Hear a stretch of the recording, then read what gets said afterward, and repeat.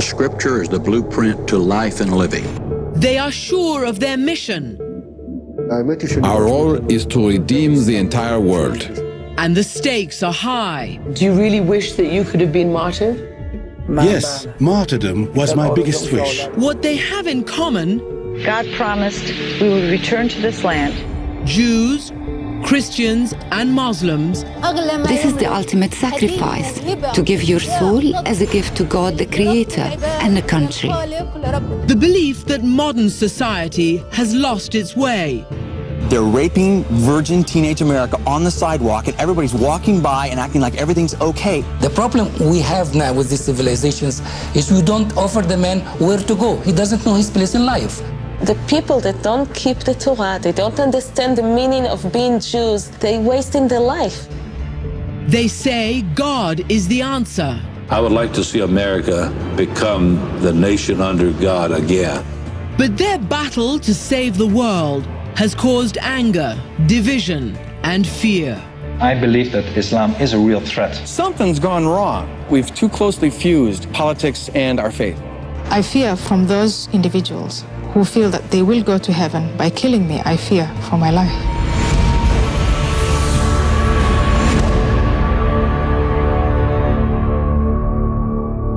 Jerusalem, the ancient city filled with sacred meaning for three great religions: Judaism, Christianity, and Islam. I'm Christiane Amanpour.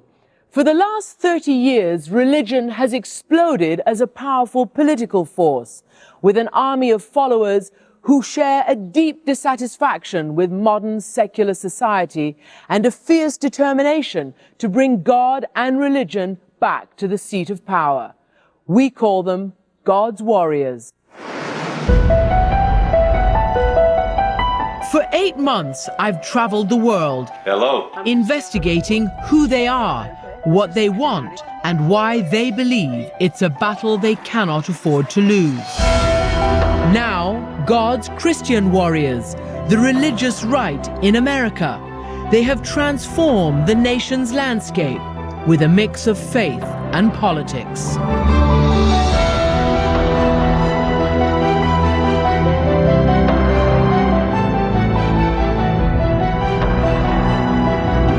Good Christians ought to make good citizens. Vote in every election. Become a part of every campaign. In the beginning, there was Jerry Falwell. After 55 years in the ministry, the Baptist preacher who became the godfather of the Christian right. Our politicians need to be men and women who take their faith into the halls of Congress, into the voting booth. And from the beginning, there was controversy. As Falwell thrust religion into politics, his mission was to change America. And let's see to it that we keep a president and a control in the Senate and the House of men and women who believe in the moral values that this nation was built on. I was the last journalist to interview Falwell in the spring, a week before his sudden death. That's the Blue Ridge Mountains out there. He showed me around his Liberty University, which now has 10,000 students on campus in Lynchburg, Virginia. Are you expanding? we're growing by about 1,000 students a year. This is the first dorm we ever built. This one? Right there. It's got a number 1 on it. You can't see it now. Yeah, I see it. Can you? Number 1, female. Dorms are either male or female. At this Liberty, there is no freedom to go astray. We're an alcohol-free zone. We're a tobacco-free zone. We have no co-ed dorms. Catch a boy and a girl's dorm, we think about shooting him. We don't, but we think about it. Here, faith is at the top of the curriculum. All students must take classes on the Old and New Testaments and a course comparing science and scripture, evolution and the creation. I want to be trained for Christ, and I want to have strong biblical values. It took Falwell a third of a century to build Liberty University. This is my first semester here at Liberty. What are you studying? Business management. To ensure these students carry on his crusade and shape his legacy. You say you're raising a generation of pit bulls to go out and grab the world by the throat. What is it that you want them to do? We're trying to raise up a generation of young people who will confront the culture. Not the church, not the state. A culture he believed has gone seriously awry. Marriage is a privilege. We're trying to force God out of, and we have pretty well done it, the public square, the public schools, our public lives. When Falwell became a minister half a century ago, America was very different. School days began with prayer, and the right to abortion was not the law of the land. Then came the social revolution of the 1960s, and American lifestyles changed. America in the 60s had a revolution of excess, where you had Elvis and you had drugs and you had sex, and at the same time as you had a very punishing foreign war, the Vietnam War. Religious historian Bruce Lawrence. So all these other elements, both international and national, that seemed to portend a very dangerous and uncertain future, pushed people to look for other answers. In 1973, the Supreme Court decision Roe v. Wade allowed the right to abortion and touched off a Christian counter-revolution. And out of that, moral majority was born. It would mean a sea change in American politics and in the courts. When we started Moral Majority, we were novices. You could have gotten most of our preachers who were interested in public policy in a phone booth at the time. His movement transcended denominations.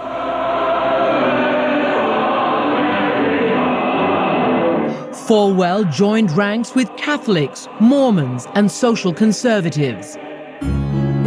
By the 1980 presidential election, the moral majority mobilized millions of voters. And while Ronald Reagan needed almost no help in his landslide victory over Jimmy Carter, with Falwell in the ring, 12 Democratic senators did lose their seats over issues like abortion. We just got everybody registered. We got them to the polls, and they pulled an R for Reagan, went on down with R's, and 12 liberal senators went out of business. Suddenly, conservative Christians had become a political force, portraying themselves then and now as an endangered species whose values were under attack. Issues would be cast in moral terms. Faith and politics would become inseparable. The press found us the next day. We were not on the radar. Named us the religious right, intending to be pejorative, but I sort of like that. At commencement now, Republican stars and presidential hopefuls make the required pilgrimage to Falwell School. In 2006, John McCain delivered the commencement address. In 2007, it was Newt Gingrich.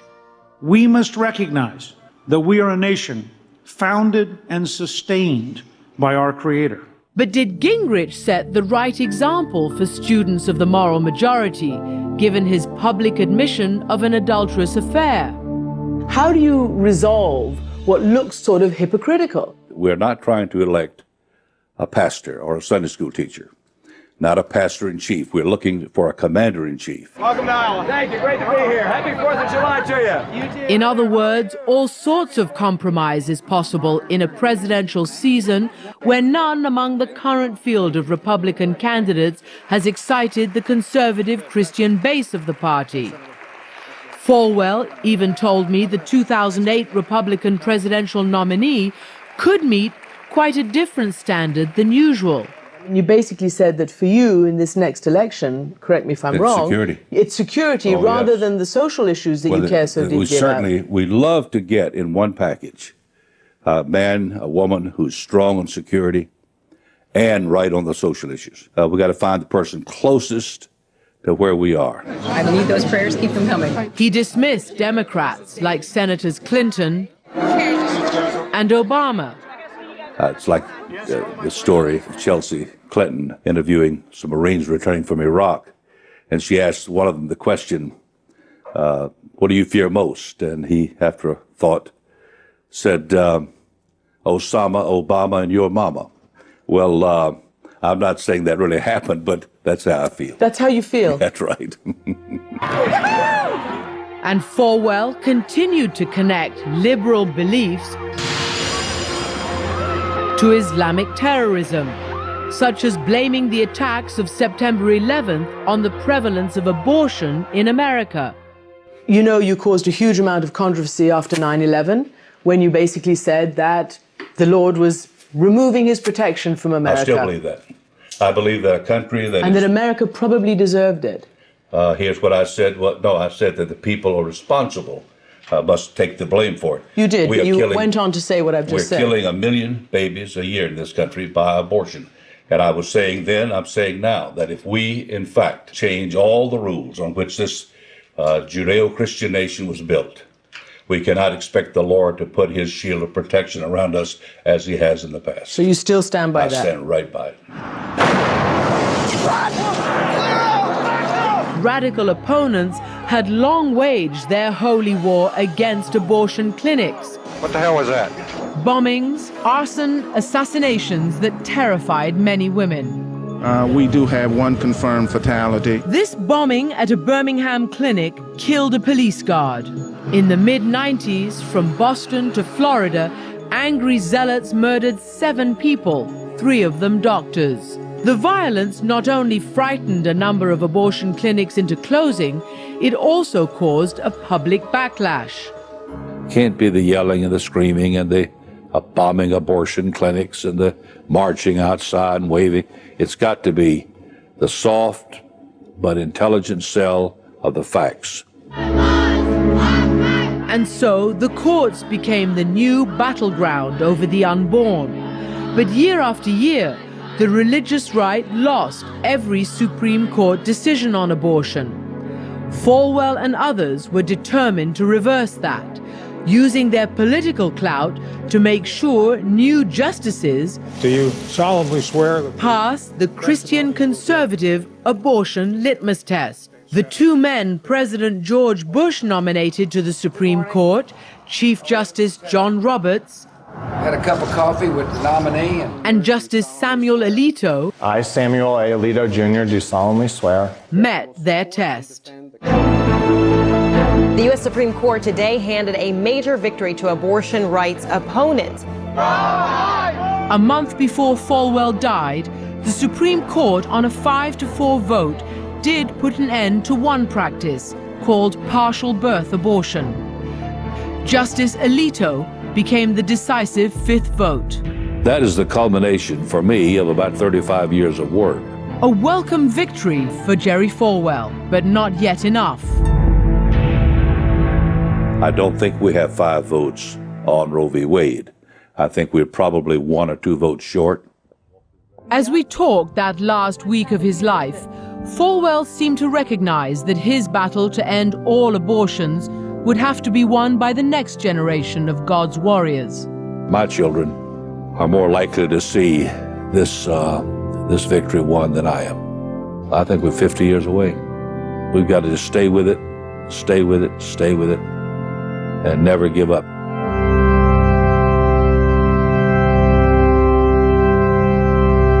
Praise God from whom all blessings flow. If this graduation sounds like a religious ceremony, in a way it is.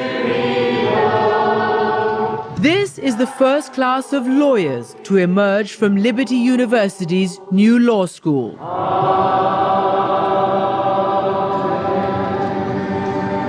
It was Jerry Falwell's final creation, a law school where the 10 Commandments are found carved outside these classroom doors.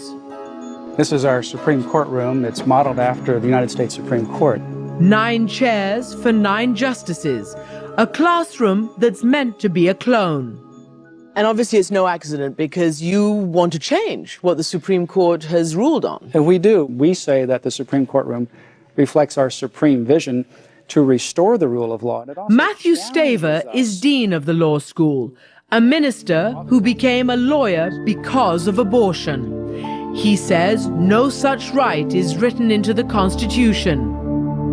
That doesn't sound like a rule of law to me. That sounds like somebody making their own ideology under the guise of the rule of law. Please be seated. It is Staver who's training what the late Jerry Falwell called his next generation of pit bulls. May it please the court. What are the pit bulls to do? Well, the pit bulls, according to Dr. Falwell, and really what our vision is to raise a new generation of people that understand the rule of law, that are taught that from our Christian traditions and worldview. Staver does more than mold minds. He also runs Liberty Council, a legal group which takes its fight over religious freedom into the courts all over the country. Twice he has argued before the real Supreme Court. Consider adoption. We would love to adopt your little baby. The first time against restrictions on picketing at abortion clinics. Staver's words that day: abortion speech or speech about abortion lies at the very core of the First Amendment. The last time on behalf of the laws of God. This is the United States Supreme Court when I argued the Ten Commandments case out of Kentucky. At issue, the public display of the Ten Commandments inside a county courthouse. Staver lost in a 5-4 ruling. But there's nothing in the Bible that would say to Staver, "Thou shalt not litigate again." And so, way down on the Suwannee River, Dixie County, Florida has become the dean's new battleground over the Ten Commandments. This 6-ton granite monument carved by the local gravestone salesman sits on the courthouse steps. It is a clear example of what the Supreme Court has disallowed. A standalone monument on government property with an obvious religious message: love God and keep His commandments. Maybe some of the things in the Constitution need to be changed, such as this right here, you know. I'm not authority on law or nothing like that, but I know for a fact that the people in this county right here are in favor of it. This time, Staver expects to win. Why? There's absolutely no question that the court has a different makeup and will likely come to a different decision. The Supreme Court has become ground zero in this combat between law and religion, the final word on God's place in public life. I went there with CNN's senior legal analyst, Jeffrey Toobin. So here is this phenomenal bastion of jurisprudence inside of the Ten Commandments. In several different places, including very prominently on the ceiling of the courtroom. How do the Ten Commandments get onto the Supreme Court building? Well, the Constitution has never been interpreted to mean that you could have no reference to God anywhere. I mean, many courtrooms say, "In God we trust." In God we trust is part of the American dialogue, and yet the religious right would have you believe that there's no mention of God anywhere in our public sphere. It's on the currency. It's on the currency, and they say, because it's on the currency, there's nothing wrong with it being in the schools, or in the courthouses, or in the Capitol. But they also play the victim somewhat. Are they victimized? Well, they feel like they're losing the culture wars. They feel like it's an increasingly secular society, and keeping prayer out of the schools, keeping the Ten Commandments out of the courthouses is part of how they're being victimized. It's just more of a respect for God. At Liberty University, twin sisters Mandy and Megan Chapman feel they were victimized by a court ruling against religion. It happened at their graduation in 2006 at Russell County High School, back home in rural Kentucky. Megan was the class chaplain. My faith is my life. It's what you live by. So when you get out in the world and things get hard and... She wanted to offer a prayer at commencement, but a judge ruled she could not. We talked to the seniors, and one person suggested that we all do the Lord's Prayer together, you know, as a senior class. Defiantly, the seniors stood up in prayer.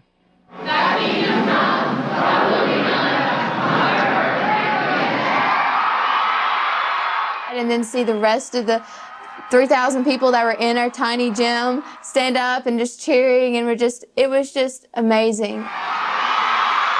Once you choose Christian faith, once you realize that is the way, you are God's warrior regardless. And so it's just whether you're going to pick up your sword and go for it or not. Recognizing two future Christian warriors, Dean Staver arranged scholarships for both sisters to come to Liberty University. Megan hopes to go to law school. What do you think God has called you to do with a law degree or as a lawyer? To defend Christians, to defend just civil rights in general. So what issues are important to you? Moral issues. The abortion issues, the gay marriage issues, the just situations like that. Megan and Mandy pledged themselves to God in church at the age of 7. Their dorm room is a testament to their faith. Why do you say that you're worried about, the country's reaction to Christians? Because you are able to practice freely, you're able to worship, you're able to follow the faith as you see it. It's not that way everywhere, and we're not oblivious to that. And it's not that it's already happened. It's just like small things lead up to bigger things. These days, they may find a Supreme Court more sympathetic to conservative religious concerns like their own. In its first full year with Chief Justice John Roberts and his newest colleague Samuel Alito, the court has tilted noticeably to the right. It's a new court, new ballgame, new outcome, not only in public expressions of religion, but in many other areas as well. Yet all the changes have come in close 5-4 decisions. And so it's clear that whoever wins the 2008 presidential election could sway the court's direction one way or the other for years to come. The two biggest liberals on the court are John Paul Stevens, who was 87 years old, and Ruth Bader Ginsburg, who was 75 years old. If the two of them were replaced by justices similar to Chief Justice Roberts and Justice Alito, the religious right will have won in the Supreme Court, and the law will be transformed beyond recognition. So what will that mean to America? You're going to have abortion illegal in large parts of the country. You're going to have schools allowing a lot more religious observance within them. That is music to Matt Staver's ears, and a vision of America that he and his students would embrace. The answer to their prayers. There's no question we'll keep fighting at the Supreme Court until we have a new day. We never, ever, ever give up.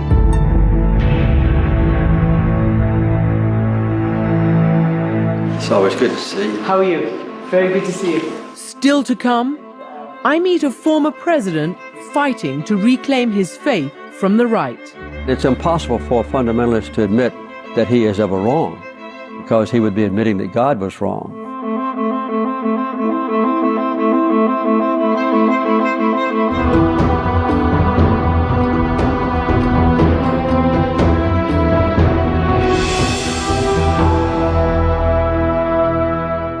Verily I say unto you, the hour is coming.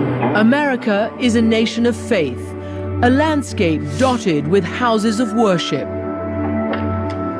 From megachurches to countryside chapels, on the radio and on television, Give him praise and glory in the house. religion provides the soundtrack to much of American life. The chaplain will lead the Senate in prayer. Father in heaven. But America is also a country where faith and politics go hand in hand, where members of Congress pray on the steps of the Capitol. We will build a spiritual prayer wall around America. And where presidential expressions of faith, thank you, and God bless you, are an American tradition. May God bless America. But I wanted to meet the president who experienced firsthand Jerry Falwell and the birth of the religious right, and who is still concerned about their influence today. Thank you for doing this for us so early in the morning. I met former President Jimmy Carter at the Carter Center in Atlanta. He himself is the product of a strong Christian upbringing. His father, a deacon and Sunday school teacher, who taught his son that faith and politics should not mix. I've always remembered that Thomas Jefferson, claiming to speak on behalf of all the founding fathers, said we should build a wall between the church and the state. Carter was open about his faith while running for president, describing himself as a born-again Christian and winning a majority of the evangelical vote in 1976. We never had any religious services in the White House. I never expressed any preference for my own Christian faith compared to others. But his presidency would be defined in part by religion and the emergence of God's warriors on the world stage. Most notably during the Iranian Revolution, where a religious fundamentalist took over a nation, making God and country truly one in the new Islamic Republic of Iran. I experienced fundamentalism in the Islamic faith when the Iranians took American hostages, and the Ayatollah Khomeini, who was a fundamentalist, felt that it was all right to hold foreigners hostage. 52 Americans held captive for 444 days. It was a major reason that Carter was a one-term president. And religion in America also played a role in ending Carter's presidency.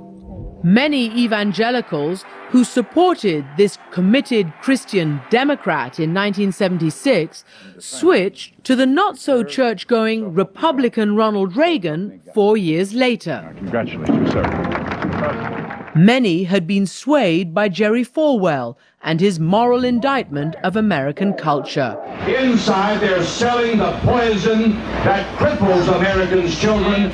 Did you ever think that Jerry Falwell and the religious right would get so involved and become so powerful in American politics? No, subsequently, that was a surprise to me of some degree. Out of office, Carter returned home to Plains, Georgia, and to his church. This is the first real indication of God's will for women to play a leading role in the early church. He taught adult Sunday school and still does. But in the 1990s, he watched the Southern Baptist Convention he belonged to grow progressively more conservative and more political, contrary to his faith.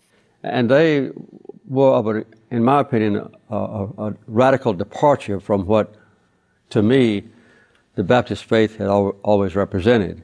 In effect, they adopted a creed that said if you don't agree with this written document in its entirety, you cannot be a pastor in a Southern Baptist church.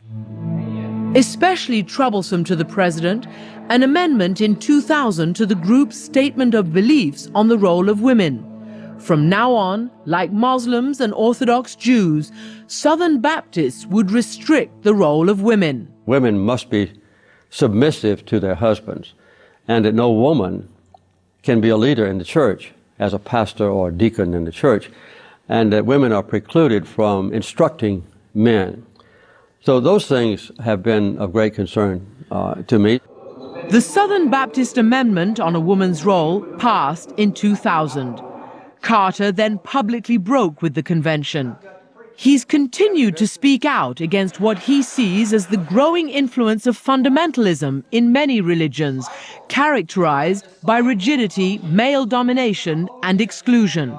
And it's impossible for a fundamentalist to admit that he is ever wrong, because he would be admitting that God was wrong.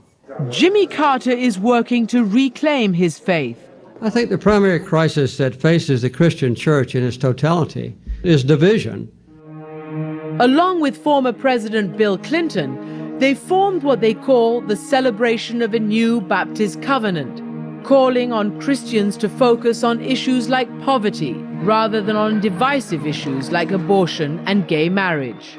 We have adopted as our guidelines a gospel based on peace and justice and humility and service and love that really helps people who are in need. Rather than more of a fundamentalist commitment where you define who can be and who cannot be a member of your organization. Critics say Carter is playing political games of his own, trying to mobilize a liberal Baptist vote. He denies it. But the president, who came into office with evangelicals behind him and left with the religious right opposing him, does have hopes for the next election. I really believe that the high power of the fundamentalist religious right in politics has reached its peak, and it has passed. When we return, a Christian fighting to protect the Jewish state. The sleeping giant of Christian Zionism has awakened. We are united, we are indivisible, and together we can reshape history.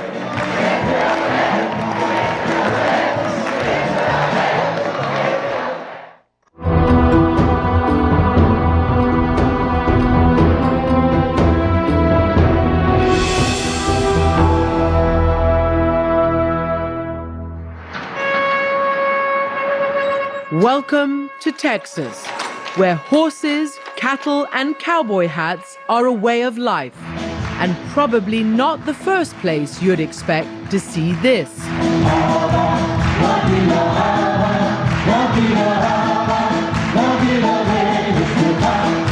This is a night to honor Israel, Texas style.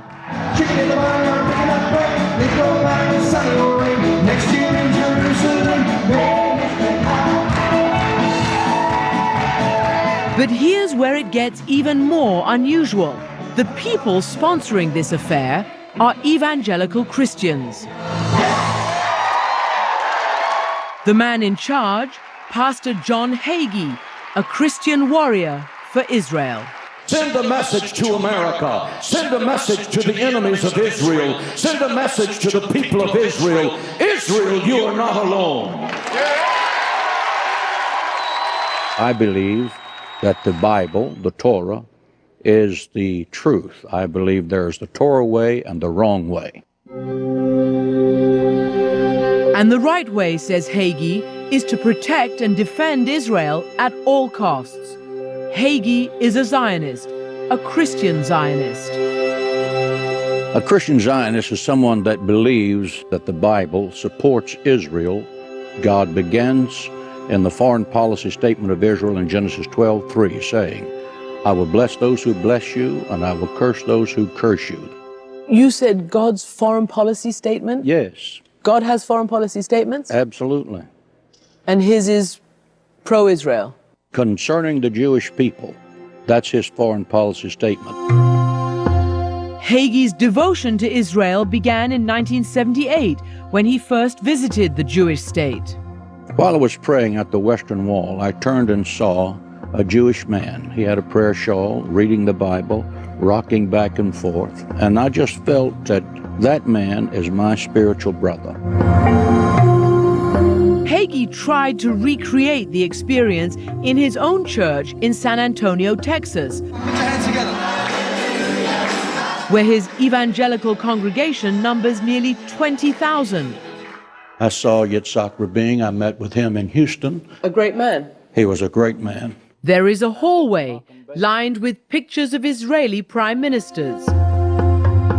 And outside, Hagee's masterpiece, a replica of Jerusalem's Wailing Wall.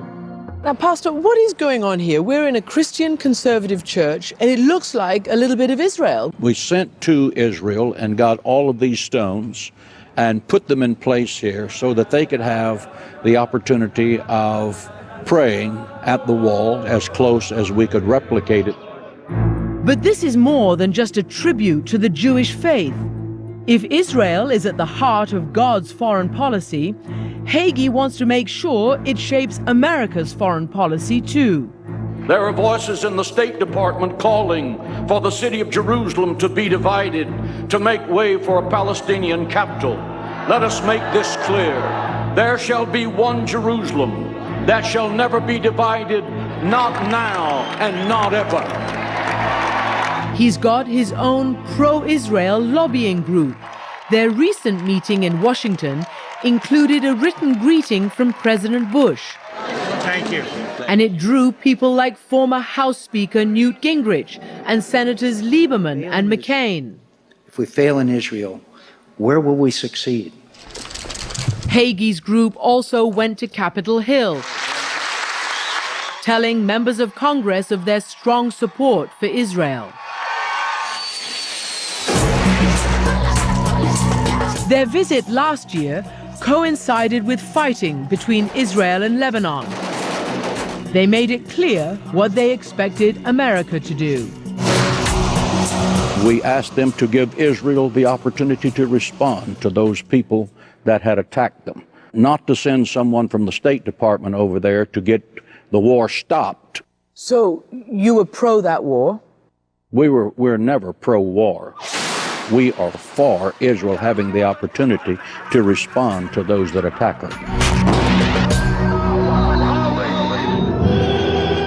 Israel can do no wrong in Hagee's eyes, and he's identified his enemy. Allahu Akbar!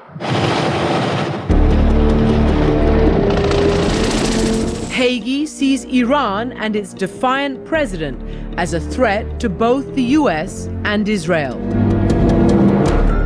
He is threatening to wipe Israel off the map. He has said that he can see a day when there will not be a United States of America.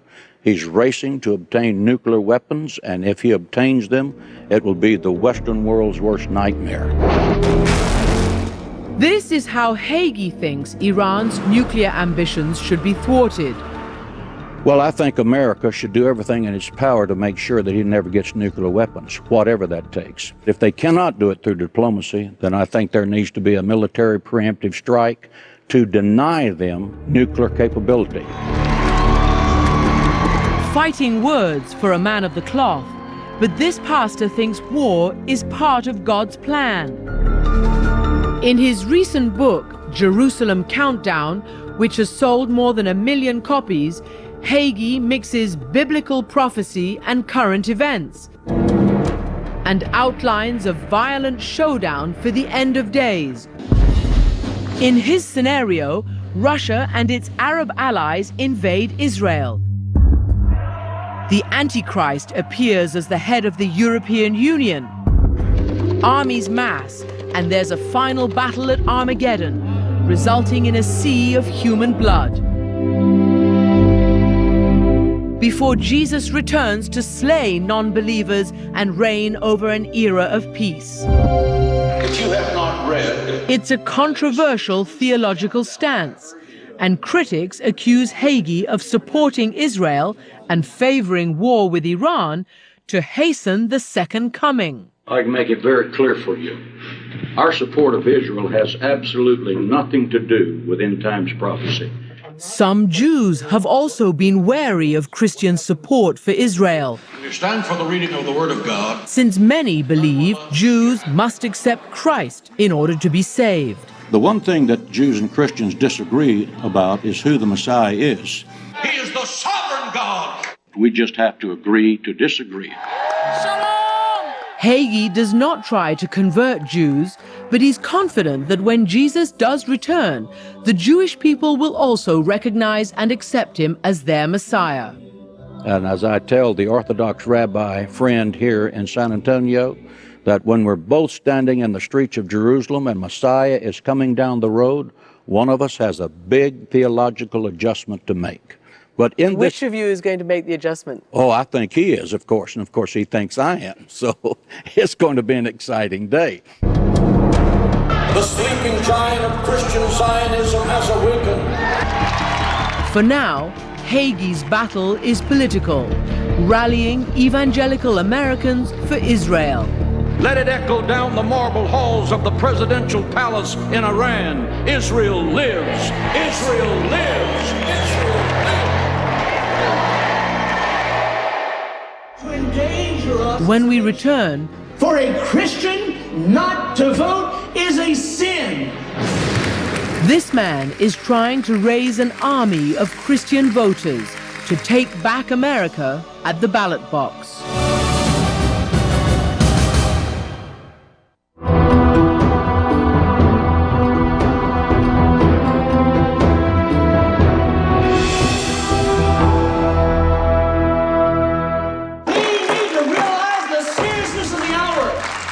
It is not the left that is wrecking the country.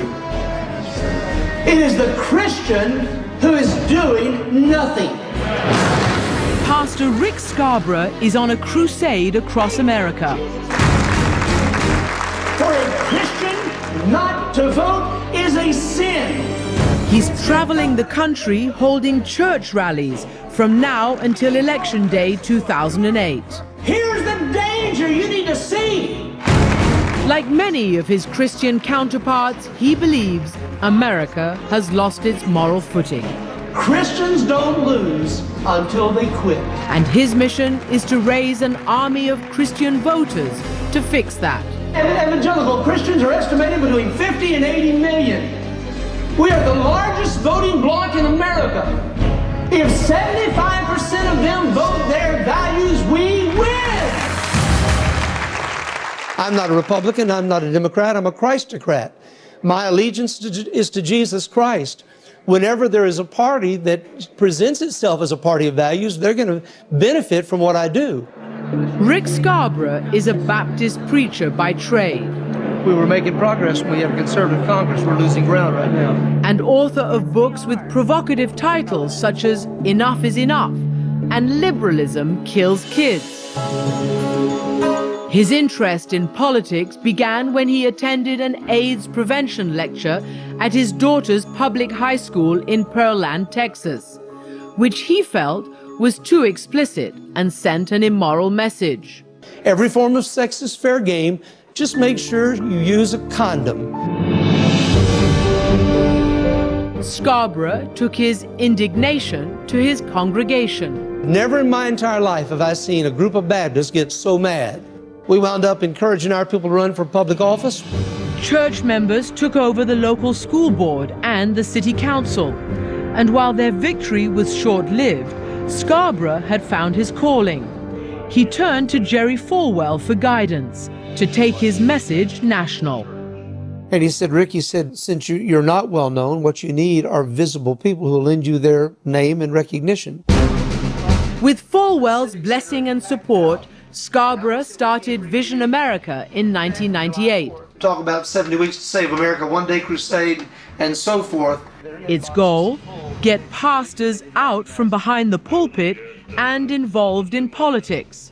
In this wonderful system that we have, he who has the most votes wins. We're better for a pastor to be involved. He's a fixture at places where he sees America's religious foundation under assault. Places like Alabama, where a court ruled that a monument with the 10 Commandments placed on public property was illegal. If people of faith in this country don't understand at this point it is time to stand up and say enough is enough, then it is lost as a culture. Carrying on the religious rights war on liberalism, Scarborough accuses America's activist judges of being the problem. In 1962, it was the judges and not the people who said you cannot pray in public schools. In 1973, it was the judges, not the people, who said that a woman had the right to kill a baby in their womb. It was judges, not the people in Massachusetts, who opened the floodgate for homosexual marriages. Scarborough's solution? One impeachment of a judge legislating from the bench would serve notice to all the judges that it's no longer going to be tolerated. And once again, you would have judges doing what they were put there to do. On its face, it is an evil, wicked law. He gets really riled up about pending congressional legislation that would expand federal hate crimes law to include homosexuals. I have nothing against homosexuals as people, but it's going to declare that if you preach God's word and say that Romans 1 is applicable to this society and that homosexuality is in fact a sin as the Bible says, you're speaking hate speech, and the next step then is fining the preacher or incarcerating the preacher for speaking out to what he biblically believes. Critics call that scaremongering. A conservative Christian who wants to impose his moral values on the entire culture. A man who infuriates people. I'm very sorry about that. I'm infuriated that my children were forced sex education that taught them that anal sex, oral sex, and other forms of sex was just fine. God Almighty is calling us to be the church of the living God in the public place as well as in the worship place. Between now and Election Day, Scarborough hopes to speak in person to 140,000 people. And as the watchmen, we must shout the word of warning as we see the danger coming. Getting them to vote their values and change America. We believe our vote is a sacred trust. And we're going to vote for Republicans and Democrats and independents who share the values we hold dear.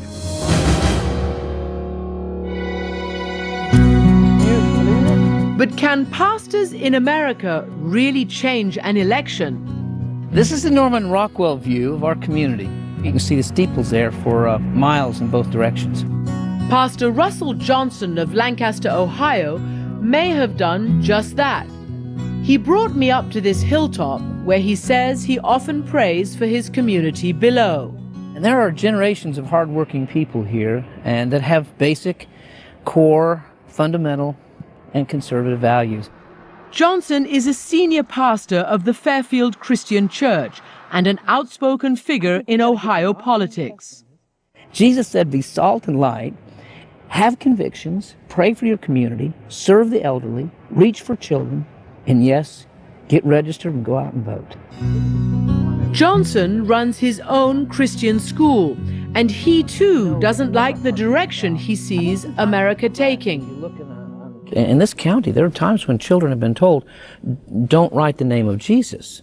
Are you talking about in public schools? In secular schools that are supported by public dollars. Public they have schools, become yes. secular, not public. If they were public, then children could sing Silent Night. They could say the Pledge of Allegiance. They would hear both creation and evolution being taught. That's public. Johnson blames evolution for a number of America's problems. Well, you've taught them they came from animals. For 50 years, now they're acting like animals, and you have a problem with that. So evolution is the problem for antisocial kids? It is a part. Social evolution, survival of the fittest. Social Darwinism has brought upon America some serious problems when it comes, if you don't respect God and you don't respect your teachers, you don't respect your parents. Johnson wants to make sure his voice and those of other religious leaders are heard loud and clear in the political process. We invite pastors to get involved in their constitutional rights of freedom of religion. I don't, from the pulpit, do this kind of endorsement of candidates. But you endorse issues. I can endorse issues, life, marriage, those kinds of things. Let's get it done in Ohio. In 2004, Johnson's community was a political battleground. Ohio was considered the crucial state for electing the next president. And Johnson waged a campaign that helped swing Ohio towards President Bush. The issue, gay marriage. It is with great joy and happiness that we now pronounce you married. He supported a state amendment defining marriage as a union between one man and one woman.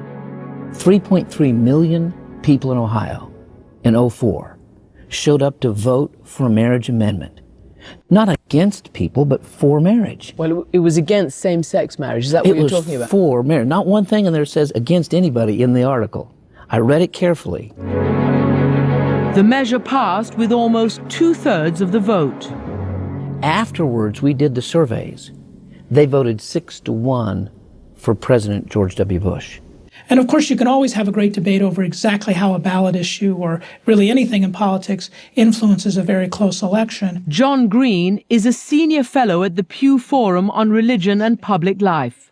But at the minimum, it motivated many thousands of activists to get out and work hard to turn out the conservative Christian vote. And in the end, that probably contributed to President Bush's victory. And someday the ACLU will go into the dustbin of history and the Christ of Christmas will still stand tall. As the 2008 election approaches, Russell Johnson and Rick Scarborough are on the road again, looking for pastors and voters who share their Christian beliefs and who are willing to act on them. We are going to stand by our convictions. We're not owned by any political machinery. We have the freedom to vote our conscience, and we will, by the millions. Hello, this is Danelle. Next, how phone calls and emails change America. It just makes that connection for you. Christian grassroots politics in action. And later, let me hear your battle cry tonight! an army of teenagers fighting secular society in the name of God.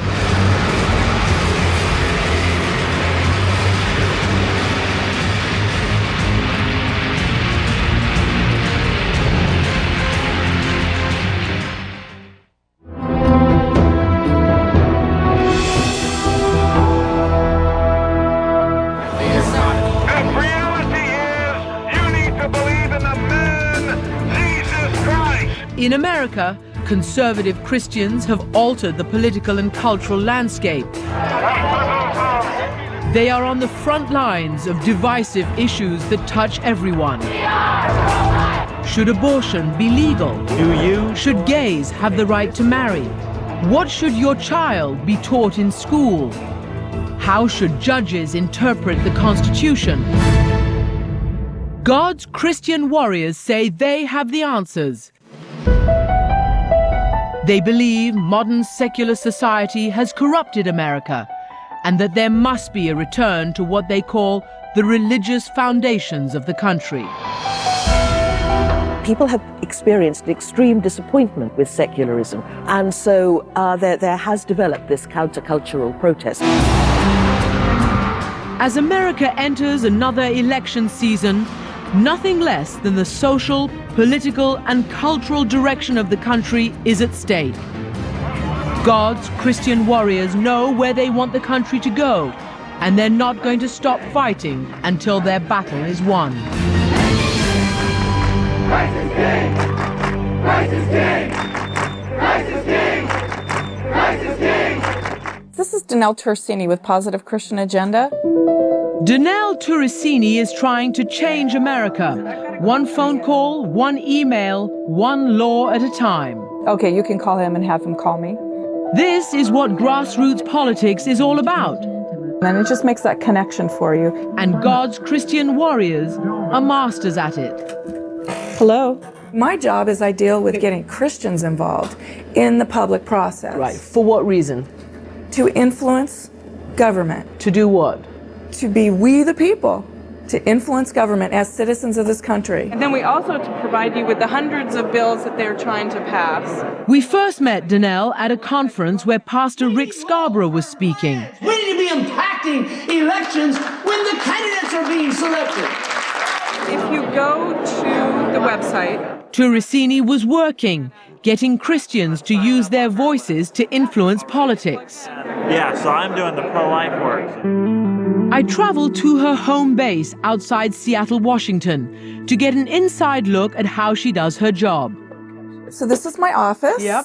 Where you rally the troops. Yes. What is that picture back there? This is a picture at the East Wing of the White House in the Blue Room. I was the Washington State Church Outreach Coordinator. It's the president there who's the president. thanking you for your hard work. Great job, George Bush. Right. On the walls, maps of Washington State's legislative districts, photographs of all the legislators she's targeting. But I like to have the pictures here because we're dealing with human beings. So, because but whose minds, many of them, you're trying to change.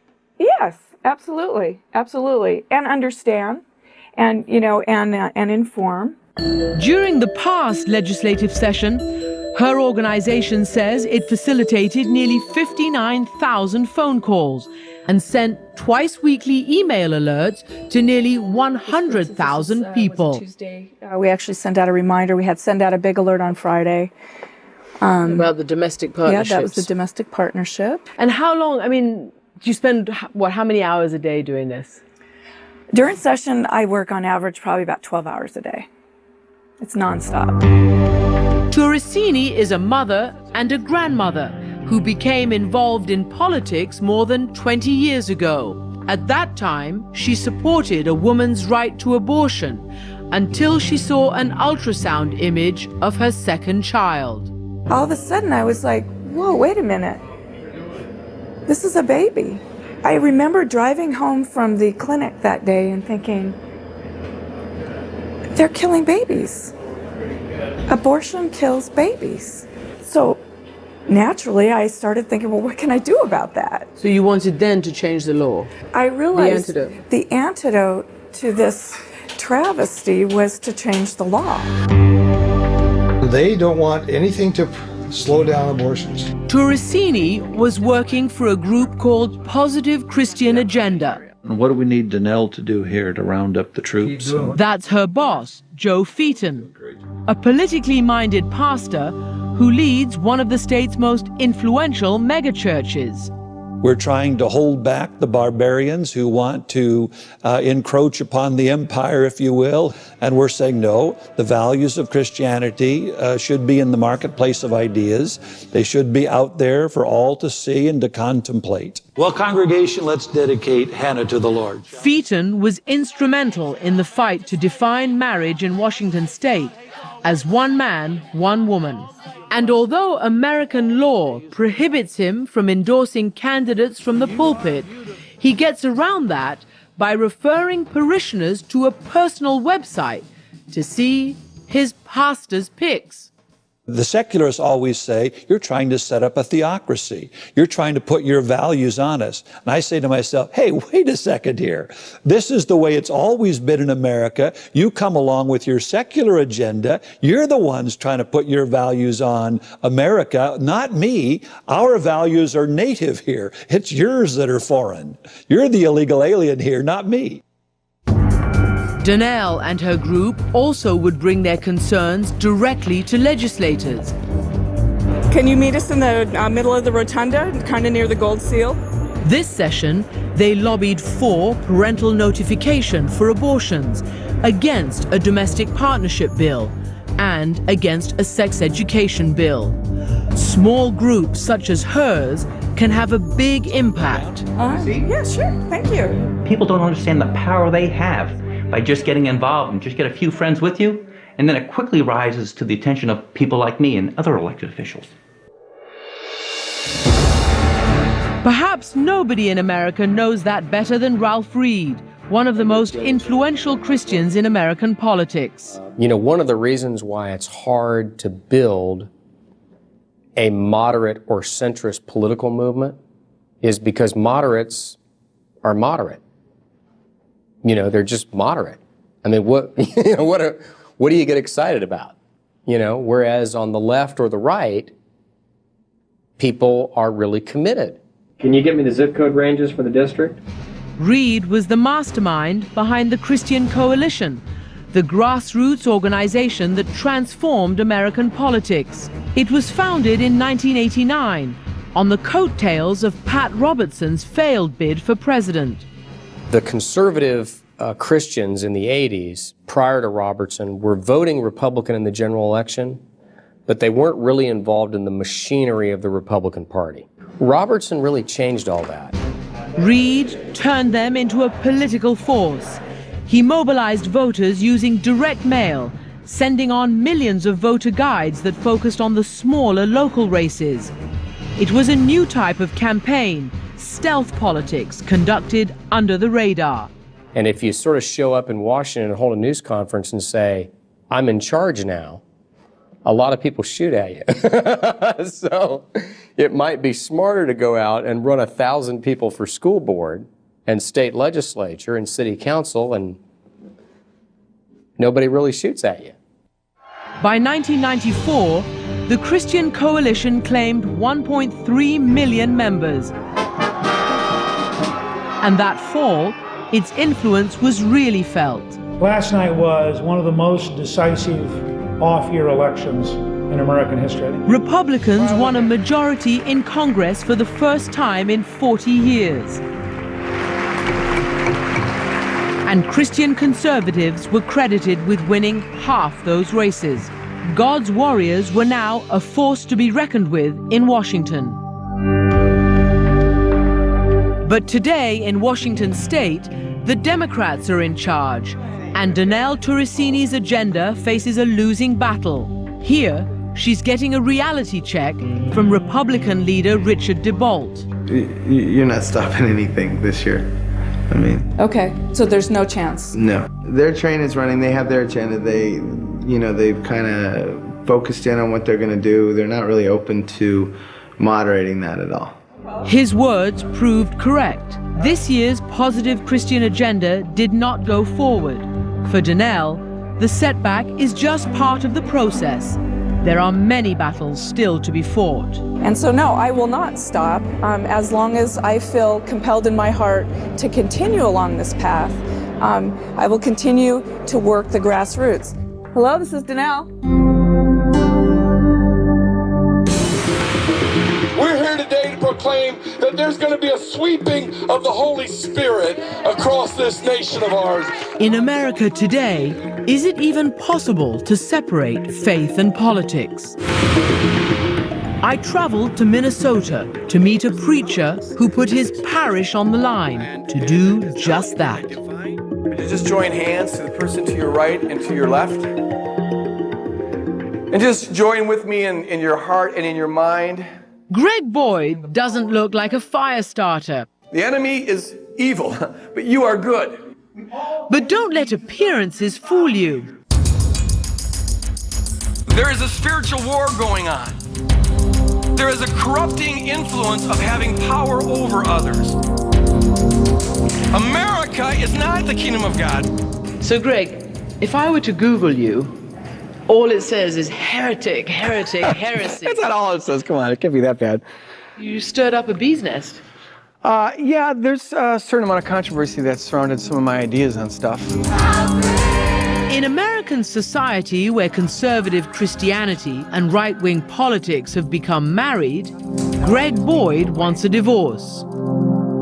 I am very concerned about the extent to which what's called the kingdom of the world, the politics of the world, is being fused with our faith. In some cases, almost like a Taliban, an Islamic State, where it's like we want to run a Christian society and enforce Christian laws. And my concern is that that is very damaging for the church, and it's also very damaging for society. Boyd was raised a Catholic, lost his faith as a teenager, and then was born again at age 17. He studied religion at the Yale Divinity School and Princeton's Theological Seminary. As a professor, he taught theology for 16 years before feeling the full-time pull of the pulpit. Be blessed. How many people do you count in the flock here? Judging from how full it is, whatever, on a typical weekend, it's around 4,000, I guess. It's a lot, 4,000. Yeah. Get your life from Jesus Christ. Get your life from Jesus Christ. All your life from Jesus Christ. Visit Boyd's church and you'll hear a Christian message with a strong focus on personal relationships with Jesus Christ. On the one hand, I'm a conservative Christian, and I am pro-life to the core of my being. I also believe that homosexuality misses God's ideal. But listen to what Boyd says next. But the Bible also says that gossip. In fact, right next to homosexuality, it mentions gossip, and it mentions greed, and it mentions gluttony. In fact, greed and gluttony are two of the most common sins held up in the ancient world as the supreme sins, and they're frequently mentioned in the Bible way more than homosexuality. I never quite understand what sin gradation scale some people go by where they decide that certain sins are worse than other kind of sins, and those are the ones we need to go against. Be specific. In order to be pro-life, do you then have to support a candidate whose mission is to overturn Roe versus Wade? Christiane, I don't think so. To be pro-life is not just to be concerned about the womb, it's to be concerned about life. For example, what's the relationship between poverty and abortion? And studies show that there's a direct correlation there. So maybe the best way to lessen abortion in society is to go for the candidate that you think is going to do the most for poverty. And so we need to take great care not to naively think that we can translate our particular value into a particular vote. Don't label your way of voting Christian. Boyd's concerns over the fusion of faith and politics began building shortly after the first Gulf War, when he attended a video presentation at a 4th of July service at another church. And there's patriotic music playing and a flag waving in the background. It showed a silhouette of 3 crosses. And 4 fighter jets came down over the crosses and split, with a flag waving in the background. And there were some people who stood up, they were ecstatic. And I started crying because I wondered, how is it possible that we went from being a movement of people who follow the Messiah, who taught us to love our enemies, to being a movement that celebrates fighter jets, that fuses Jesus' death on the cross with killing machines. And that was, I guess, a wake-up call to me about how serious this problem is among evangelicals in America. Those feelings were reinforced prior to the last presidential election. I, like many, probably most evangelical pastors, were getting a certain amount of pressure to steer the flock in a certain way. Here's how you should vote. And it was, in fact, the Republican way. How does it work? What do?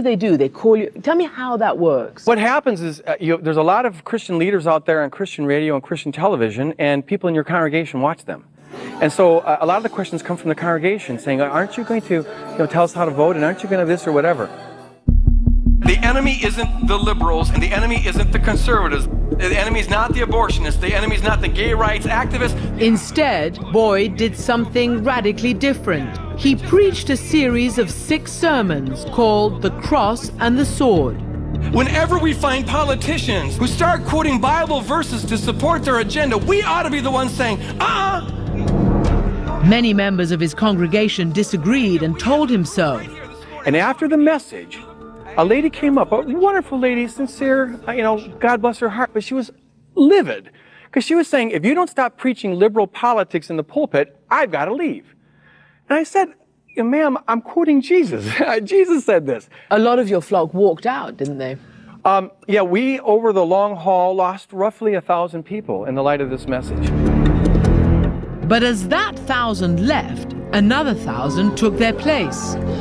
But I'll tell you, I don't regret a thing. It was a turning point for our congregation. I felt that we got a clarity about a vision of the kingdom that we're supposed to be furthering. Greg Boyd is a different kind of pastor, a man fighting to keep partisan politics out of the church, a man who dismisses the question, how would Jesus vote? Jesus never so much as commented on the politics of his day, and he lived in a politically hot time. I mean, it was hot, a lot of hot button issues, and Jesus consistently refused. We're to follow his example.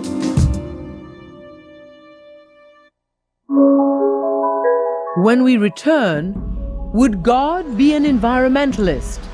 I meet a Christian under fire for saying yes. He told us to do that, to watch over and care for it, right in the book of Genesis, right there.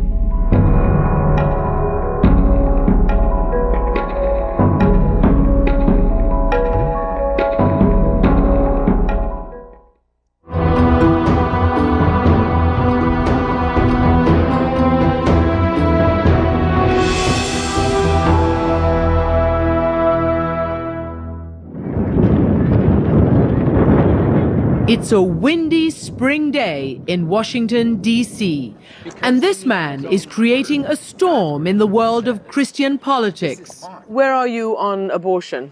Conservative, pro-life, have been for 25 years. On same-sex marriage? Conservative, oppose gay marriage. So with statements like those, why are some of the biggest names of the religious right denouncing Richard Cizik? Because of statements like this. And in fact, God's own word says, I, God, will judge those, destroy those who destroy the earth. Cizik is preaching the gospel of saving the planet. It's biblical environmentalism. It's biblical. It's being a steward of the earth. It's caring about issues that will impact millions of people, like climate change. May we embrace your charge to watch over and care for all the creatures of the earth. Cizik is a minister and vice president of the National Association of Evangelicals, an umbrella group that represents 45,000 churches and tens of millions of American Christians. He believes God created the earth and that man is failing to take care of it. Cizik calls his crusade creation care. There's a reason why Jesus refers to hell in the New Testament as Gehenna. Gehenna was a garbage heap outside Jerusalem, so we as evangelicals don't want to turn this earth into a garbage heap, a hell on earth. Cizik became an environmental activist reluctantly. He was invited to a conference on climate change in England in 2002, not expecting to be moved by what he would hear. I'm listening to the best scientists in the world assembled at Oxford present science that says the planet is at risk. And I'm literally having the scales come off my eyes. You're saying it's the science that led you to this conclusion, whereas some of your fellow evangelicals, those who criticize your position, say it's precisely the science and their suspicion of science which caused them to doubt and to reject what you're doing. Yeah, because historically evangelicals have reasoned like this. Scientists believe in evolution. Scientists are telling us climate change is real. Therefore, I won't believe what scientists are saying. It's illogical. It's an erroneous kind of syllogism, but is that what's been occurring? Absolutely. That attitude has been changing. According to a recent poll, 70% of evangelicals now see global warming as a serious threat to future generations. But listen to the late Jerry Falwell, who thought the jury was still out on global warming. And when you look at who's promoting it, the United Nations, no friend of the U.S. in most cases, and liberal clergymen, and some evangelicals who are uninformed. By uninformed, he meant the likes of Richard Cizik. And sure enough, 25 other prominent evangelical leaders have called for Cizik's resignation. They accuse him of using global warming to, quote, shift the emphasis away from the great moral issues of our time, notably the sanctity of human life, the integrity of marriage, and the teaching of sexual abstinence and morality to our children. Evangelicals are saying Cizik calls protecting the environment a great moral issue today. They say, oh, Rich Cizik is singularly responsible, they say, for redefining evangelicalism away from being a social and political conservative movement. And I'm saying, now wait just a minute. Since when has evangelical been defined by a political term or an economic term? It's primarily a theological term. And this falls into the rubric of theology. Oh, absolutely. And if they are defining it politically or economically, they are heretics, ultimately, in my opinion. And in You're the saying minds, they're heretics? They're the heretics. Oh, absolutely. What's at stake is the direction of the conservative Christian voting bloc in America, a group that isn't the monolith it's often portrayed to be. There's a lot of diversity there. John Green is a senior fellow at the Pew Forum on Religion and Public Life. That's not all evangelicals, and it's certainly not all Christians in the United States, many of whom have a much more moderate agenda, and some of whom actually have strongly liberal positions on a variety of issues.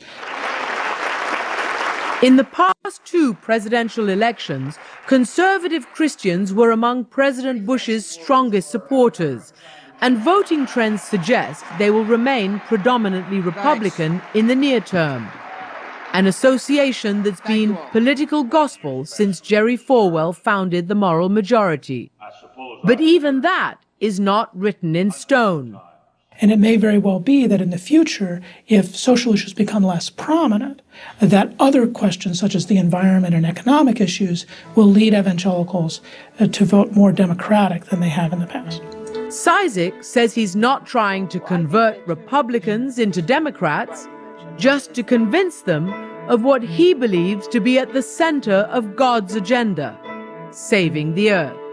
He told us to do that, to watch over and care for it, right in the book of Genesis, right there. Up next, a family who believes American culture is so harmful to their children, they had to step out of it. Where do you start for your little A? And later,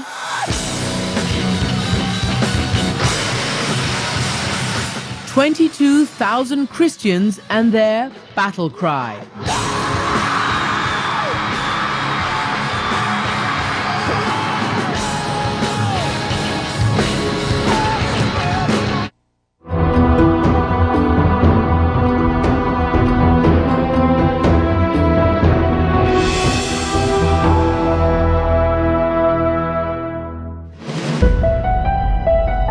From Washington State to Washington, D.C., we have met people who believe their faith compels them to change American culture and politics.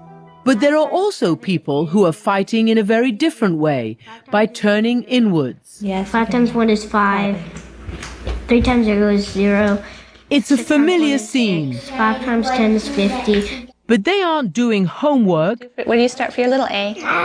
This is school, and their mother is the teacher. You have an eraser. Here you go. Jennifer Navarre and her husband Mike are quiet warriors against a culture they feel is dangerous for their children. They're fighting back by opting out, teaching their children at home because for them, public schools are faithless and morally bankrupt. Most of the schools are secular in their thought, in the direction, very humanistic, and those are things that we wouldn't want to raise our children under. What is it about the sort of public sphere that you don't want to expose your children to? Well, it's more what we want to expose them to here. What they wouldn't get there is what we want to teach them here, and that would be a Christian worldview. Mike runs a landscaping business and is also a part-time preacher at a small local church. Jennifer stays at home and is the primary teacher of their 5 children: 9-year-old Lucas, 7-year-old Eden, 5-year-old Trinity, 3-year-old Aria, and 1-year-old Daniel. And they say, God willing, they'll have more. Jennifer's days are hectic. All right, you want your drink? With me. Especially with 2 toddlers running around. But whether she's being a mother or a teacher, all right, let me see you do your E. The focus remains strictly on God. What happened to her? What happened? God put them out of the garden because they did not obey, right? The homeschool movement has been growing since the 1980s. An estimated 2 million children are taught at home, many for purely religious reasons. It's become a billion-dollar industry. Books, magazines, and internet resources designed to help homeschooling parents. We don't just do math because you need to know math so that you can go to college and get a job. We study math because God created math, and God loves math. Do you like being homeschooled? Mm-hmm. Do you ever feel a bit different? No, not at all. What do you learn here at home? I learn math, science, geography, history, and Latin.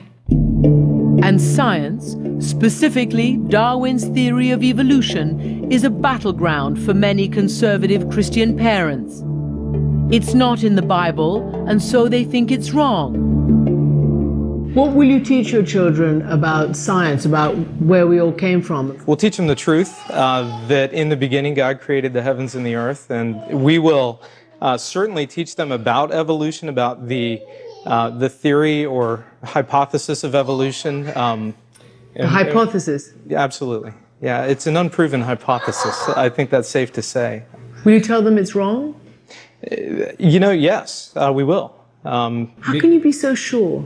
Well, because the Word of God is truth. 53%, that's more than half of all Americans, believe in creationism, that God created the earth and everything on it, as it says in the book of Genesis. 1/3 of Americans feel so strongly about it, they want to banish evolution from the classroom and replace it with creationism. I spoke with religious historian Karen Armstrong about why feelings on evolution run so strongly in America. What do you think accounts for more than half of America believing in creationism? Once you say that the first chapter of Genesis is not literally, historically, and scientifically true, then the whole Bible becomes a nonsense. So Darwinism became It was no longer just a scientific hypothesis. It became a symbol of everything that was wrong with the modern world. God's warriors have fought the teaching of evolution in the schools and in the courts many times over the years. The most notable recent case was in Dover, Pennsylvania. The fight was over the theory of intelligent design, which maintains the universe is so complex there has to be a master architect. The Dover School Board said it could be taught, but opponents charged it was just creationism in disguise. Intelligent design and religiously motivated attacks on evolution have no place in our public school science classrooms. And in December 2005, a judge agreed. Eugenie Scott directs the National Center for Science Education. What the Dover decision did was discourage other school districts from passing policies like Dover, where teachers would be required to bring intelligent design into the curriculum. But Scott, who monitors the creationist movement, says the Dover decision still hasn't stopped the controversy from reaching into the classroom. There are some teachers, I'm told, who just routinely skip evolution. But it's the perception that evolution is very controversial that makes a lot of teachers just not want to teach it. At the Navarre's house, All right, Eden. the lessons continue. Okay, and what time is it now? An education grounded in God, a protective shield against what they believe to be a hostile, secular world that can harm their children. You know, honestly, we like to be able to control what they're exposed to. I don't know that it's healthy for a child who hasn't developed a framework of understanding to be exposed to a whole myriad of ideas. What do you think he wants for you, God? I think he wants me to be homeschooled. Whatever God calls him to do, I want him to do it with integrity and with honor and do his job well. So at the end of the day, he can stand before the Lord and say, you know, I use my time and my talent and my treasure and I use it all for your glory today. And what do you think he wants for your life? To be a preacher like Daddy. From the Navarres of Virginia and their battle against the secular world to San Francisco for a radically different call to action.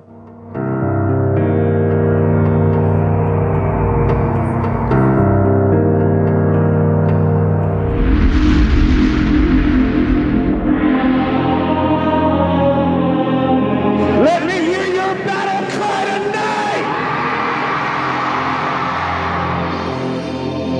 Whoever speaks up most gets to shape the culture. I'm looking at a whole army of young people who want to speak out. San Francisco, AT&T Park. This is Battle Cry. And these 22,000 screaming teenagers and adults are Christian conservatives armed with their faith and prepared for battle in perhaps the most liberal city in America. Ready to fight what to them are the evils of secular society and pop culture: sex, drugs, violence, and pervasive pornography on the airwaves, the internet, and in video games. They are God's warriors for Jesus. We're here to stage a reverse rebellion. We're here to rise up, reject the pop culture, and recreate it with the creativity that God has given us. The man leading this struggle is Ron Luce. So, I have a question for you tonight. Do you have a voice? I didn't hear you. I said, do you have a voice?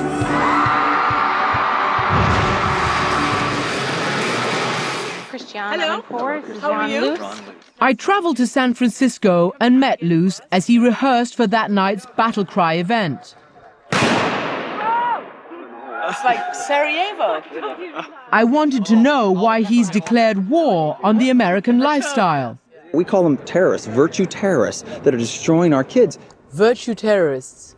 They're They're raping virgin teenage America on the sidewalk, and everybody's walking by and acting like everything's okay, and it's just not okay. I want us to read this for just a moment here. The language is extreme, but many Christian parents agree with Luce. They don't like a culture where kids know more about Paris Hilton than the Bible.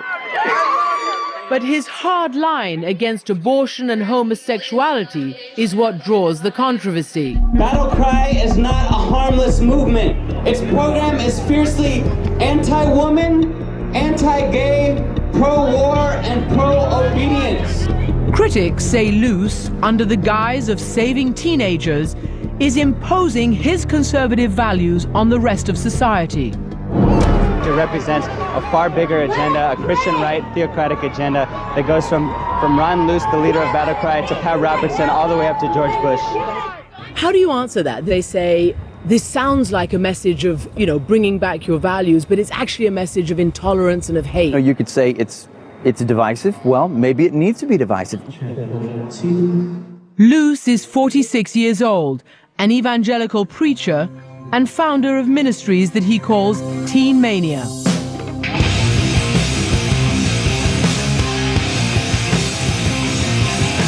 We're fighting for those who don't know they have a voice, that are being manipulated by our pop culture, indulging in things that really they're not even mature enough to be thinking about yet. Like many of the Christian warriors I met, Luce had a troubled past. I was one of these kids. I'm a party animal. I'm messed up. Parents were divorced. I ran away when I was 15 to go find my dad. And I'm doing drugs and stuff and smoking weed, and my life's messed up. Jesus is love. Which is when, he says, he found God. A friend had invited him to church.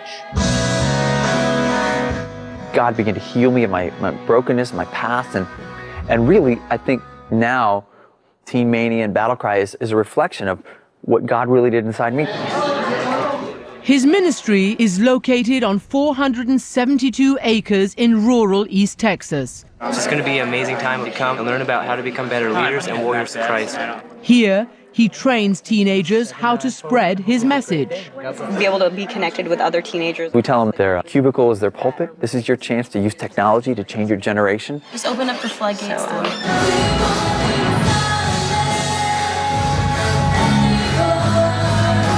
It costs each student about $650 a month to be here.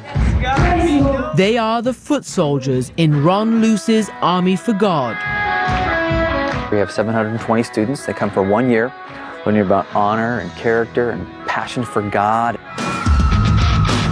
They also serve as the backbone for Battle Cry. 25 churches. They plan the events, act in them, and even create their own media to combat today's mass media. It just shows, statistically, where teens are at.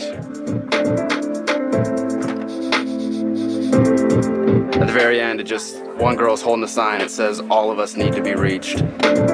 Can we just talk straight here? Pornography has nothing to do with you. The day we visited Luce in Texas, he was warning students that pornography can be addictive. And don't be thinking, well, as soon as we get married, it'll all be over because then I'll be there for him. No. In fact, you will never be able to live up to stuff that he's seen. On campus, students must follow a strict set of rules. Good morning. No secular music or television. No R-rated movies. No alcohol, no drugs, no dating. When I, read that women have to wear skirts of a certain length and guys aren't allowed to, go on the internet unsupervised, I think, totalitarian regimes. No, it's about learning to have disciplines that communicate purity. The skirt's length are to keep guys from, any man on the planet can be distracted, and we don't want to unintentionally create distraction. But Ron, that's what the Taliban said. They kept women in their house because men couldn't be trusted around them. Well, there's extremists. You came to our campus, they did, your team did. They could see that we're not extremists. Kids are normal and they have fun and they wear normal clothes. It's just not, they've not adapted, we haven't adapted the dress code to the sexualization that's happened in our culture. I'm really excited. San Francisco's huge, and there's going to be like 26,000 kids there. We met one of Luce's lieutenants, 22-year-old Mindy Peterson, at the academy in Texas, and we followed her to Battle Cry in San Francisco. Go for Mindy. Mindy, too, has a troubled history. She's the product of an affair between her mother and a father she never knew. My father, he was an abortionist. He's a doctor. He does abortions. And so finding that out was kind of hard for me. Oh, yeah, your father was married and your mom got pregnant and he wanted to abort you. Come here. I believe abortion is wrong. And all I can say is that it could have been me. Before her senior year in high school, Mindy went on a weekend church retreat. There, she found God. I just started praying to God. And everybody has that choice. Like, everybody has a choice whether you're going to believe or you're just not going to believe. Her mission now, to spread the word to other teenagers in trouble. Yes, I do consider myself one of God's warriors. A warrior is someone, a soldier who wants to fight. There's God and then there's an enemy. And God is fighting for your life. And that's the battle right there. Armed with their faith and ready to spread their truth. They don't belong here. When we come back, Battle Cry goes to war. Unloose future, a narrow and hateful brand of Christianity.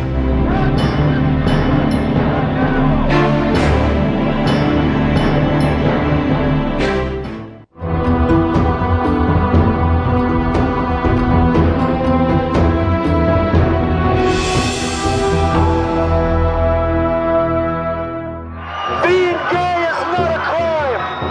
Militarism is not love. Marriage, one man and one woman equals a narrow and hateful brand of Christianity. A narrow and hateful brand of Christianity. San Francisco. A protest against Ron Luce and his army of Christian conservative youth. We're heading to the rally. I rode with Luce to City Hall, where he and his followers were planning a demonstration of their own. We want you to be part of God's army. He professes not to understand the anger. What do you expect? What did you have last year? Well, we were shocked last year with the amount of anger and hostility from the protesters. They don't belong here. But how shocked could he be? After all, Battle Cry is being staged in arguably the most liberal city in America. This city is all about joy, not about hate. Battle Cry is a tool to make the kids into little fascist zombies. This year, their reception would be just as noisy.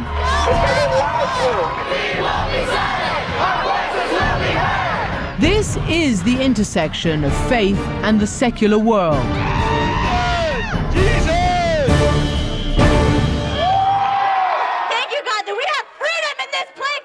Mindy Peterson, the student we met in Texas, was at the rally leading a prayer for the Battle Cry crowd. God, I ask that as we do this battle cry, Lord, that you would reveal yourself to the teenagers, God, here, God. Let me hear you say Christian fascists. How many want to turn your generation around? In the midst of a culture that mocks Christians, calls us bigots, puts us down, we cannot keep the good news to ourselves.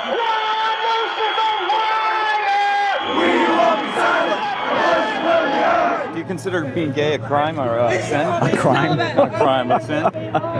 Well, we believe in purity. According to the Bible, it's not God's plan. There's a lot of data that shows that gay men have a significantly shorter lifespan. Honey, it's fine! I guess many people want to know why you would bring this message into this state at this time, given the polarization. And the message, they say, is very divisive rather than inclusive. The message of Jesus was divisive as well. So much of our culture has become great. There's really not a right, really not a wrong. And really, that's not the message of the Bible. Wrong things will hurt you and destroy you. And these kids are choosing the right thing and choosing to live with purity. I tracked Mindy down to get her take on the rally. There's one misconception that has happened today at this rally, and that is that these people think that our war is against other people. They think that our war is against man, and our war isn't. Our war is against like the pain in teenagers' hearts, like depression, alcoholism, those things that are like tearing our teenagers apart. Our God is an awesome God. Our God is an awesome God. He reigns from heaven above. Wandering through the crowd, I was surprised to find children as young as 11 enlisted in God's army. So what is it like being a Christian at school?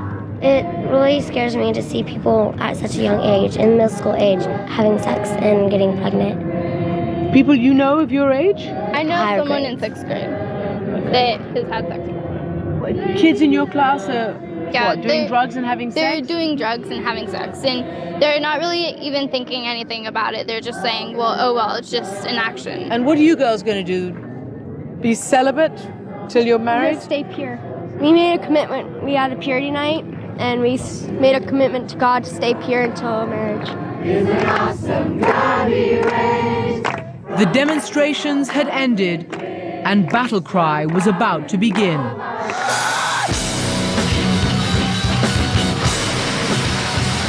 For 2 days, I watched as teenagers headbanged their way through a combination rock concert and religious revival, shouting out their morality. Each of us needs to shape the culture. And fighting back against what they call a toxic secular society. What if we right here tonight in San Francisco, we kept it raw, passion for God. I want something so real, it needs to win every part of my life. It kills my passion for God. But in the midst of all that fervor and noise, what struck me was one woman in the wings, Take my breath away. I want to be. alone and singing to herself, as if she were in a trance. Who are you singing to? The Lord. I'm just worshiping God. This ministry changed my life, you know? And it's just really overwhelming because people come here and their lives really get changed. And I sing because I know that what I have inside of me is real. And it doesn't matter who protests, and it doesn't matter who asks questions. I know that what I have inside of me is real, and it changed my life. And it's a man, and his name is Jesus Christ.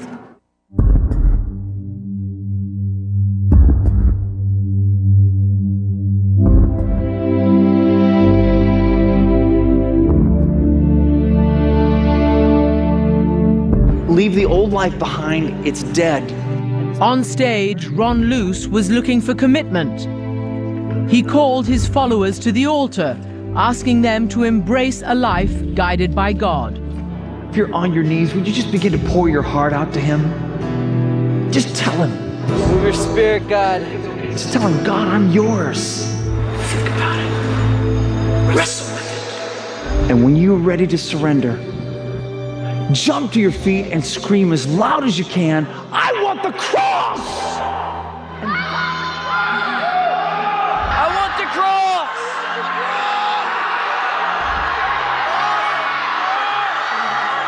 As the evening came to an end, Ron Luce walked through the crowd, hugging, touching, embracing for Jesus.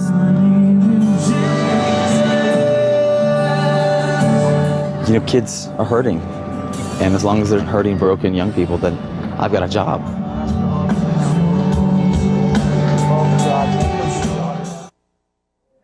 As we've seen over the 6 hours of our series on God's warriors, there are millions of people who feel their faith is being ignored, has been pushed aside, and who are certain they know how to make the world right. We cannot and should not ignore them. And with this report, we have tried to explain them. I'm Christiane Amanpour. Thank you for joining me.